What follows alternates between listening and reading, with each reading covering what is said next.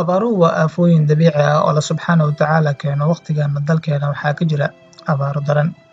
Waxaa marba marka ka dambeysa sii adkaanaysa xaaladda abaarta ka jirta qaybo badan oo ka mid ah dalka Soomaaliya, taasoo keentay in kumanaan dad ah ay waayaan xoolihii ay dhaqanayeen, isagana soo hayaamaan deegaanada miyiga ah oo ay abaartu si xun u aafaysay. Baraha bulshada ayaa laga bilaabay olole looga dalbanayo Turkish Airlines inay caawiso dadka Soomaaliyeed kuwaas oo qarka u saaran inay baahi iyo haraad u geeriyoodaan kadib markii ay abaartu ku dhufteen gobollo badan oo dalka Soomaaliya ka mid ah. Ololahan loogu magac daray Turkish Airlines Help Somalia wuxuu gelgelay barta Twitter-ka wuxuuna noqday mid hirgala, kaas oo taageero xitaa ka helay aktarka caanka ah ee Hollywood-ka Ben Stiller, kaas oo doorkiisa ka ciyaaray sidii loo adkeyn lahaa ololahan. Ra'yigan lagu caawin doono malaayiin Soomaali ah wuxuu ka soo maaxday maskaxdiisa 26 jir u dhashay dalka Faransa oo la yiraahdo Jerome Jare, wuxuu noqday mid ka mid ah dadka loogu hadalhaynta badan yahay dunida. Ben Stiller oo ka soo jawaabay muuqaalka Jare wuxuu sheegay inay tahay fikrad waali ah, sidoo kalena aan dhammaanteen caawin karno Soomaaliya sidii diyaarad aan ugu buuxin lahayn cunno iyo biyo. Karim Kenneth oo ah madaxweynaha Bisha Cas qaybta Turkiga ayaa aad ugu ammaanay aktarka inuu si weyn uga qayb qaatay howlaha samafalka ee loo fulinayo dadka ku dhibaataysan Geeska Afrika. Ololahan malaayiin qofood oo caan ah, ajaanib iyo Soomaali ah ayaa aad u hadal qaaday, wuxuuna noqday mid miro dhala ugu dambeyntii.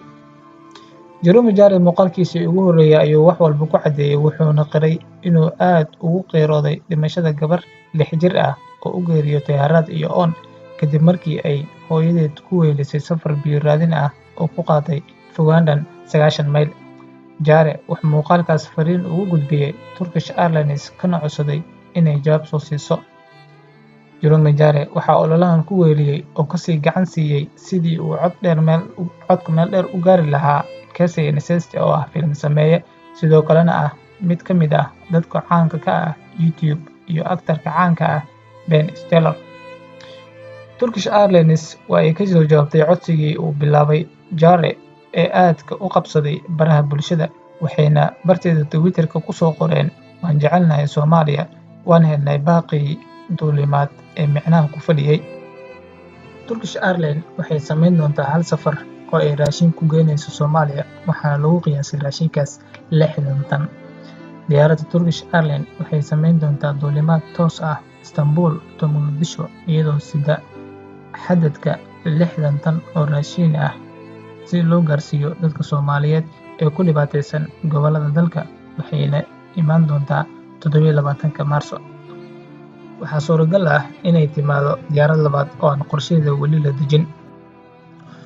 Waxaa xigay in Jerome Jare, Juan Bazurita, Casey Neistat iyo Ben Stiller ay abuureen olole loogu magac daray Love Army for Somalia iyagoo adeegsanaya GoFundMe.